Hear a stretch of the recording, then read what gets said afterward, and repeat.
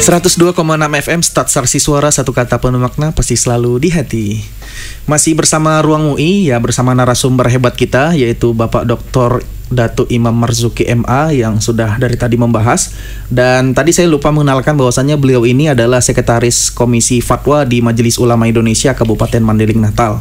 Dan hal-hal yang kita bahas ini ya kemudian sudah diteliti dan dikaji oleh para akademisi ya tentang sejarah Islam Melayu di Sumatera Timur. Nah, ini menarik sekali tadi Pak yang pembahasan kita di awal.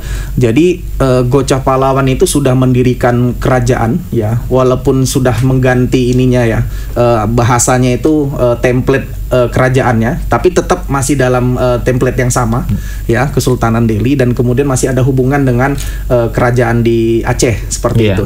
Tapi saya ingin tahu Pak, sebenarnya ada pergolakan apa di dalam sehingga dia harus membentuk kerajaan baru itu? Sebenarnya gini ya, pergolakan yang terjadi di Kesultanan Delhi itu karena ada banyak tekanan-tekanan politik. Kalau kita lihat kejadian misalnya revolusi sosial 1946 pada tanggal 3 Maret itu. Belum lahir kita itu Pak ya? Oh iya, belum lahir. Belum lahir ya. Tapi orang tua saya 1946 itu sudah lahir. Makanya nama beliau itu Datuk Khairul Aman. Oke. Pas 1945. Saya penasaran juga Pak, nama Datuk itu dari mana, nanti kita bahas ya Pak ya. Setelah ini boleh. Pertanyaan ini. 1946 inilah terjadi yang namanya revolusi sosial. Kalau kita baca teori tentang sebuah peradaban, hancurnya sebuah peradaban itu ada 3. Yang pertama, kalah perang. Yang kedua, terjadi sebuah namanya conflict of interest. Ya. Yang ketiga, terjadi yang namanya tsunami atau goncangan besar ya. Bencana alam. Peradaban Melayu Sumatera Timur itu hancurnya itu karena ada konflik interest. Konflik interest itu tanda kutip bisa juga terjadi yang namanya tekanan dari masyarakat. Jadi ceritanya peperangan revolusi ini karena masyarakat ingin raja-raja Melayu di Sumatera Timur mengakui kemerdekaan Indonesia.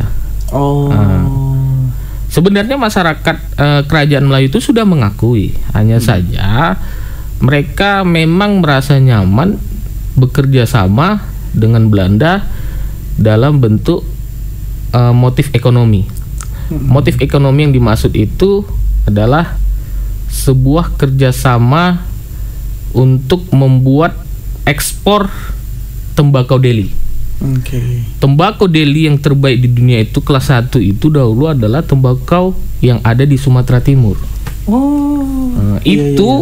Kelas 1 ya di dunia. Makanya ketertarikan kerjasama ini membuat raja-raja Melayu di Sumatera Timur itu mendapatkan untung bagi hasil yang besar dari Belanda. Jadi Belanda ekspor, kita masyarakat Melayu itu sudah enak karena mereka sudah merasa tanah-tanah mereka itu diberdayakan dan mereka mendapatkan hasil.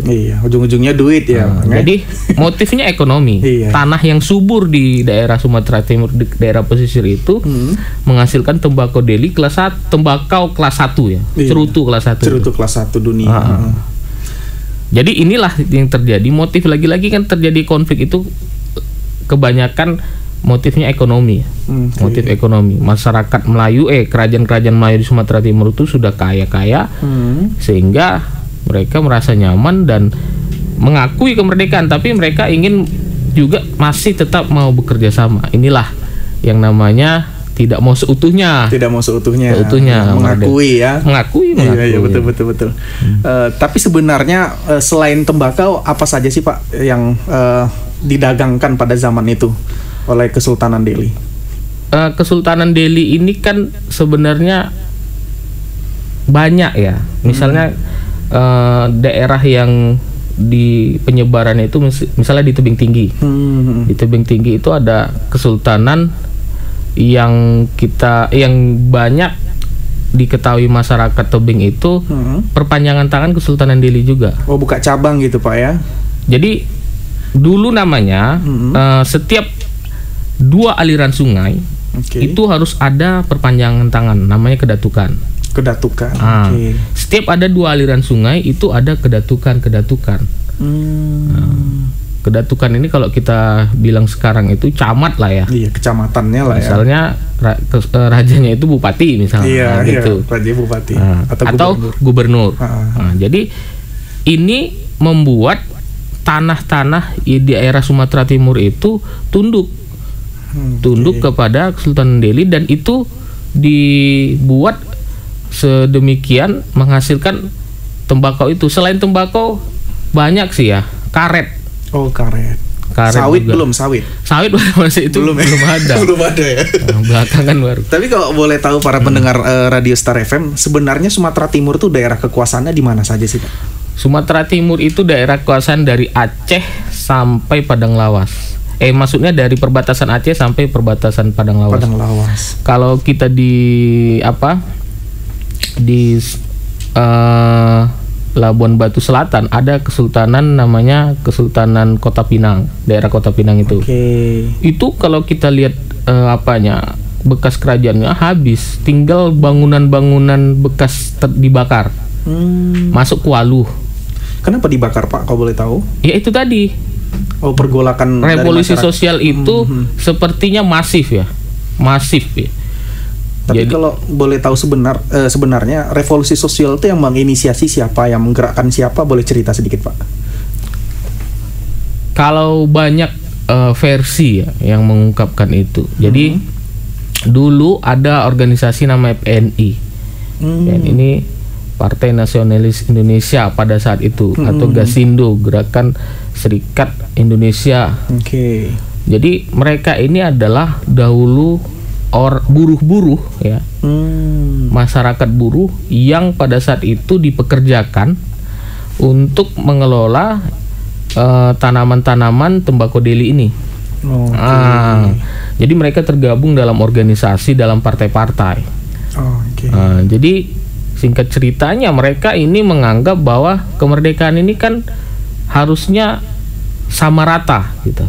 Tidak ada yang demokrasi ini kan dianggap masyarakat itu adalah orang-orang yang berilmu dan cerdas, itulah yang dianggap diagungkan. Jadi raja-raja pada saat itu dianggap tunduk ke Belanda. Makanya kalau kita baca sejarah lagi, agresi militer 1 itu adalah ungkapan raja-raja bahwa mereka sebenarnya dikejar-kejar, mereka butuh pertolongan dari Belanda, maka Belanda datang lagi untuk menolong kesultanan itu ya. Itulah agresi 1, masuk agresi 2 1947 kan. Yang uniknya di Delhi itu tidak sampai dibakar. Yang sadis itu dalam cerita sejarah itu Kesultanan Azizi Langkat itu yang habis dibakar tuh. Kesultanan Azizi Langkat itu, bahkan penyair terkenal itu, penyair Tengku Hamir Hamzah itu sadis dibunuh itu. Dibunuh. Padahal beliau itu adalah seorang pahlawan juga. Iya, pahlawan. Tapi karena beliau adalah keturunan dari Kesultanan Azizi Langkat, juga termasuk jadi korban dari revolusi sosial itu. Padahal Kesultanan Delhi sebenarnya sudah banyak berkontribusi terhadap masyarakat Sumatera Timur sebenarnya. Iya, tapi yang namanya pada saat itu kan perjuangan masyarakat untuk melawan Belanda ini luar biasa, gitu ya. Luar biasa, memang sudah lama sekali. Karena mereka menganggap Belanda ini mengeksploitasi, tapi hanya membagi ke kerajaan. Tapi sebenarnya kerajaan juga membagi ke rakyat, ke masyarakat, hasil dari jerih payah mereka kan, keringat mereka. Dan setelah kita tarik lagi sejarah kemari, bagaimana proses itu bisa diterima? Apakah setelah dibakar kesultanannya kemudian tiba-tiba langsung jadi tunduk dan patuh terhadap negara Indonesia, dan Belanda juga angkat tangan, atau seperti apa pada saat itu? Itu menarik juga sebenarnya dikaji. Apakah setelah terjadi revolusi itu orang-orang kerajaan Melayu tunduk terhadap negara? Tunduk. Tunduk. Kenapa tunduk? Karena mayoritas masyarakat itu menganggap bahwa ini kita sudah merdeka, gitu. Tanah-tanah wilayah ya dari Kesultanan Delhi itu juga banyak diambil atas nama negara. Itulah nanti dia masuk di BUMN. Seperti yang paling banyak itu seperti PTPN. Oke, saya sebenarnya penasaran Pak, nama-nama Datuk itu atau mungkin sistem penamaan di kerajaan Kesultanan Delhi ataupun yang bagian Melayunya seperti apa sebenarnya kok sampai dinamakan Datuk? Jadi Datuk ini di atasnya itu adalah Tengku. Di atas Tengku Raja Sultan. Di bawah Datuk ini nanti ada namanya Wan atau di bawahnya lagi Oka. Jadi masing-masing ini punya apa ya? Fungsi. Punya fungsi kedatukan. Misalnya Datuk ini dia kayak sistem pangkat gitu ya. Dia sudah mengalir darah. Ada dua. Ada yang Datuk diangkat, ada Datuk memang lahir dari nasab. Oh, ada diangkat juga. Iya. Oh, gitu. Iya. Diangkat itu mungkin karena kehebatan fisiknya. Yang kedua karena kehebatan ilmunya. Jadi mereka ini cenderung dikirim ke perpanjangan tangan dari kesultanan untuk menundukkan masyarakat itu. Jadi urutannya yang paling atas itu Datuk. Enggak lah, paling Raja, atas Sultan, Tengku, baru Datuk. Ini sangat menarik ya para pendengar yang budiman, kita membahas tentang sejarah dan penamaan-penamaan Islam Melayu yang tentunya erat kaitannya dengan kehidupan kita sehari-hari. Apalagi kalau kita jalan-jalan ke Medan ya, ada tempat Istana Delhi itu ya, Istana Maimun. Nah itu juga nanti kita perlu tahu sebenarnya dari mana asal mula Istana Maimun itu. Kemudian mungkin penamaan-penamaan Melayunya yang tadi sudah kita bahas sedikit, tapi nanti perlu kita kenal lebih jauh ya penamaan-penamaan tersebut dan apa fungsinya. Tapi setelah jeda pariwara berikut ini. Berdasarkan Peraturan Daerah Nomor 8 Tahun 2011, dilarang parkir pada ruas jalan yang memiliki rambu larangan parkir. Dilarang parkir di depan tempat ibadah. Dilarang parkir di persimpangan karena mengganggu pengguna jalan lain. Iklan layanan masyarakat ini disampaikan oleh Dinas Perhubungan Kabupaten Mandailing Natal. 102,6 FM Start Saksi Suara, satu kata penuh makna pasti selalu di hati. Masih bersama Ruang MUI ya, bersama narasumber kita Bapak Dr. Datuk Imam Marzuki, membahas tentang mengungkap sejarah Islam Melayu di Sumatera Timur. Dan tentunya ini menjadikan khazanah keislaman kita bertambah ya, bahwa kita itu sebenarnya banyak loh saudara-saudara kita di awal itu, sehingga kita bisa berkembang pesat di Sumatera ini dan mengakar keislaman itu. Dan kalau kita menilik lagi sejarah bahwa ada banyak peninggalan-peninggalan ya kesultanan ataupun kerajaan-kerajaan Islam ya, salah satunya adalah kerajaan Kesultanan Delhi yang itu sebenarnya perlu kita kaji dari sisi sejarahnya ataupun cerita di balik peninggalan-peninggalan itu. Kenapa kok bisa masih ada sekarang? Ya, bersama Pak Dr. Datuk mungkin bisa nanti dijelaskan sedikit lagi Pak ya. Asal mula Istana Maimun mungkin ya yang sudah banyak orang tahu dan pendengar Radio Star FM juga tahu. Kok bisa ada namanya Istana Maimun berdiri di tengah-tengah kota Medan? Seperti itu. Dan nanti kita bahas juga tentang masalah nama-nama tadi dari Raja, Datuk dan seterusnya ke bawah. Silakan Pak. Menarik ya kalau kita membahas tentang peninggalan ini kan ada dua ya, ada artefak dan ada manuskrip. Kalau artefak melimpah kita yang ada di Sumatera Timur, melimpah itu dimaksud melimpah itu banyak peninggalan-peninggalan. Dan dia itu nanti masuk dalam kategori heritage, harus dipelihara negara karena itu adalah tanggung jawab negara terhadap peninggalan sejarah yang telah banyak memberikan cerita-cerita heroiknya para orang-orang tua kita dulu, kakek-kakek kita dulu. Keterkaitan tadi dengan Istana Maimun. Istana Maimun ini sebenarnya kalau kita baca sejarahnya, Istana Maimun ini hadiah dari Belanda. Kalau Delhi itu aslinya itu di Labuhan. Jadi ada inisiatif dari para jenderal Belanda bahwa takutnya tadi hilangnya runtuhnya sebuah peradaban itu tadi kan ada misalnya ada gempa bumi atau tsunami. Itu kan mereka anggap hilangnya Kesultanan Delhi nanti kan bisa jadi tsunami, hilanglah identitas mereka untuk melakukan sebuah kontrak tadi bagi hasil. Maka kerjasama itu dibuatlah sebuah identitas Melayu biar jauh dari tsunami tadi, dibuatlah bangunan Melayu Kesultanan Delhi yang ada di daerah Puri. Oke. Itu hadiah Belanda. Ya. Saya sebenarnya sebentar Pak sebelum dilanjutkan, yang masih menggelitik juga di hati saya, kok bisa gitu ya, kita beda negara contohnya ya dengan Malaysia, tapi menggunakan bahasa yang sama, bahasa Melayu. Apakah mungkin ada pengaruhnya dari Kesultanan Delhi migrasi mungkin ke Malaysia, membuat negara di sana, atau seperti apa sebenarnya pengetahuan? Bahasa Melayu itu kan memang bahasa peradaban. Bahasa Melayu itu bahasa peradaban.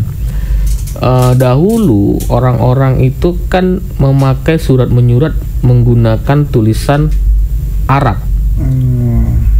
Jadi dalam kajian filologi, Arab Jawi, Arab Melayu itu adalah identitas orang yang ada di pesisir pantai Nusantara untuk melakukan surat menyurat. Surat menyurat inilah agar tidak terdeteksi sama kolonial isi dan maknanya. Kalau bahasa Arab mereka sudah mengerti. Bahasa Arab sudah mengerti. Ya? Makanya namanya Arab Jawi. Itulah kalau kita dulu SD namanya Arab Melayu. Arab Melayu ya. Misalnya tulisan. Iya ya, kok bisa disebut Arab Melayu ya? Iya. Nah, itu kalau kita bilang kata-kata sandi, tapi tidak bisa dimaknai oleh orang-orang kolonial tadi, karena mereka sudah hafal, mereka Arab, bahasa Arab, Lughatul Arabiyah kan. Dibuat Arab Jawi tadi. Nah, Jawi itu artinya orang-orang yang ada di Nusantara. Makanya Malaysia itu termasuk dikatakan Nusantara, Filipina, Malaysia, Thailand. Itu kata Nusantara. Kalau kita baca lagi peredaran masyarakat Melayu di Nusantara itu, banyak sekali manuskrip tua itu di Filipina terutama dan di Malaysia itu mereka miliki tulisan itu Arab Jawi. Contoh manuskripnya apa? Dalam bentuk kitab atau ada buku atau seperti apa Pak? Manuskrip ini kan ada beberapa kriteria. Yang pertama kriteria surat menyurat, termasuk dia kajiannya filologi nanti. Ada manuskrip tulisan para ulamanya membahas tentang toharo, tauhid. Ada yang ketiga itu nanti mereka membahas tentang proses mereka menyebarkan Islam. Dan dibuatlah diare ya, kalau kita bilang kan diare, buku diare, tulisan-tulisan mereka ketika mereka berhadapan dengan para masyarakat. Ditulis. Nah, itu sebenarnya yang kalau kita bilang berharga sekali. Kenapa berharga? Karena dia jujur mengungkapkan konteks masyarakat pada saat itu gitu. Jadi kita bisa mengenal sejarah dari tulisan-tulisan tersebut ya Pak. Betul-betul. Nah, saya pernah menerjemahkan satu manuskrip tua yang ada di Palembang, Sultan Mahmud Badarudin II. Itu ulama itu dia jujur menuliskan ketika dia meninggalkan anak istrinya, hanya ingin menyebarkan kalimat tauhid tadi, la ilaha illallah, ke masyarakat. Dari sungai dia sendiri membawa bekal hanya untuk menyebarkan itu. Itu tulisannya cantik sekali seperti tulisan Al-Quran. Dan apanya itu cover depannya itu emas, apanya? Tintanya tinta emas. Oke, sangat menarik ya pembahasan kita para pendengar Radio Star FM dimanapun Anda berada. Jadi Istana Maimun tadi sudah dijelaskan singkat ya asal muasalnya, dan tentunya hal apa yang menarik dan perlu kita tanyakan lagi ya. Kita nanti akan membahas lebih jauh ya tentunya tentang hal-hal yang berkaitan dengan politik di dalam Islam tersebut ya, khususnya di Kesultanan Delhi. Dan yang menjadi pertanyaan pemirsa juga atau pendengar semua bahwa orang-orang yang saat itu terlibat perang dengan Kesultanan Delhi dan kemudian Kesultanan Delhi sudah mengakui dan untuk tunduk terhadap negara Indonesia yang sudah baru, bagaimana proses pembentukan kepemimpinannya? Apakah mereka langsung mengadakan demokrasi seperti sekarang, atau dari kesultanan itu yang diangkat menjadi gubernur saat itu langsung, atau seperti apa? Kalau kajian ini kan nanti kita membahas tentang monarki absolut ya. Yang namanya kesultanan raja itu tetap zuriyah. Tidak ada proses orang luar karena dia kepintarannya, kezuhutannya, keilmuannya diangkat menjadi raja, tidak. Itu namanya demokrasi ya. Atau nanti federal gitu. Perwakilan dia karena kepintarannya. Tapi kalau dalam kesultanan tetap zuriyah. Keturunan nasabnya itu. Nasabnya itu ya. Jadi anak-anaknya itulah yang melanjutkannya. Oke. Jadi nama Bapak Datuk Imam Marzuki itu juga keturunan dari kerajaan itu, Pak ya? Iya. Misalnya saya contoh lah zuriat saya, misalnya dari Uyut ya. Uyut saya itu Datuk Yakub, atau saya Datuk Usman, ayah saya Datuk Khairul Aman. Saya Datuk Imam Marzuki, masuk anak nanti Datuk Fatah, Datuk Fadlan, Datuk Al-Farabi. Jadi ini kita harus jelas gitu nasab itu. Nasab kita ini ketika kita cari identitas orang tua kita atau kita lagi-lagi cari di mana makam-makamnya. Di mana makam-makamnya? Kalau makam kami ada itu di Kelambir 5. Oke. Bahkan saya ini bicara percaya nggak percaya, ketika saya jumpa Pak Samsul Arifin itu, dia nanya, coba kau sebutkan dulu atau-ataumu. Sebutkan itu. Dia sebutkan. Ya. Bahkan beliau tahu, dibilang beliau, kau ini keturunan Datuk Hitam. Saya bingung, saya nggak pernah dengar ke Datuk Hitam. Saya cari informasi, Datuk Hitam ini adalah orang yang cukup punya kesaktian pada saat itu dan betul-betul serius untuk mengajak masyarakat melawan Belanda, gitu kan. Jadi dia punya kesaktian. Saya cari informasi di makam paling belakang, paling belakang ya. Baru ditemukan. Datuk Hitam memang namanya. Datuk Hitam. Ternyata saya cari sejarah tentang bahwa Datuk Hitam itu adalah orang yang punya kesaktian. Di mana-mana itu ada rupanya. Di mana-mana itu ada. Di Langkat juga ada Datuk Hitam. Oh gitu. Jadi Datuk Hitam itu sebenarnya gelar untuk orang yang punya kesaktian. Iya. Yang berani melawan penjajah, tapi dia memang sulit untuk ditemukan karena punya kesaktian. Karena punya kesaktian itu ya. Nggak tahu lah ya. Wallahu alam lah ya Bang. Tapi lawan katanya mungkin ada Datuk Putih juga kali Bang ya. Ada di Datuk Darah Putih itu ada. Oh, Datuk Darah Putih juga ada di Medan itu. Pas di samping itu terkenal, tapi udah bergeser jadikan para masyarakat Tionghoa itu untuk melakukan ritual di situ. Oh, gitu. Jadi gelar Datuk Putih itu Darah Putih ya, Datuk Darah Putih. Kalau saya ikuti cerita sejarahnya, ketika beliau dibunuh itu, darahnya itu keluar putih. Oh. Ya, kalau bahas sejarah ini kan harus ada pendekatan mitologi itu atau pendekatan oral gitu, ungkapan masyarakatnya sah-sah aja. Betul. Harus ada bukti otentiknya juga ya kan. Betul. Baik, pemirsa, kita sudah berada di penghujung acara dan tentunya pembahasan kita semakin menarik ya. Sebenarnya saya masih banyak lagi yang ingin mengeksplor tentang sejarah keislaman Melayu ini, Pak Datu. Tapi dikarenakan waktu kita juga terbatas, jadi di akhir sesi ini saya mintakan Pak Datu untuk closing statement, mungkin menyampaikan sedikit pesan apa ibroh di balik kisah Islam Melayu ini untuk disampaikan ke pendengar Radio Star FM. Silakan Pak. Ada beberapa sebuah hikmah ya ketika kita membahas tentang sejarah ini. Hikmahnya adalah kita tahu bahwa identitas, paling tidak untuk kepentingan individu ya, kita tahu siapa atau kita, siapa uyut kita, siapa opung-opung kita kalau kita di Batak kan. Jadi kita tahu, oh ternyata kita zuriat kita keturunan dari sini. Kita tahu identitas itu. Yang kedua, membahas sejarah ini keuntungannya adalah kita bisa melihat masa yang lalu untuk jadikan pelajaran untuk masa yang akan datang. Contoh misalnya terjadi konflik revolusi sosial itu adalah kecemburuan. Oh, itu awal mulanya. Iya, kecemburuan itu. Kecemburuan, ada ketimpangan antara orang kaya dengan orang miskin. Makanya kalau sudah kita naik di atas menjadi dikatakan orang kaya, kita harus mengayomi masyarakat miskin di sekitar kita, masyarakat menengah ke bawah, agar apa? Tidak terjadi kecemburuan tadi. Tidak terjadi. Itu bahasan tentang revolusi sosial itu, dia kecemburuan. Jadi itu sebuah close statement.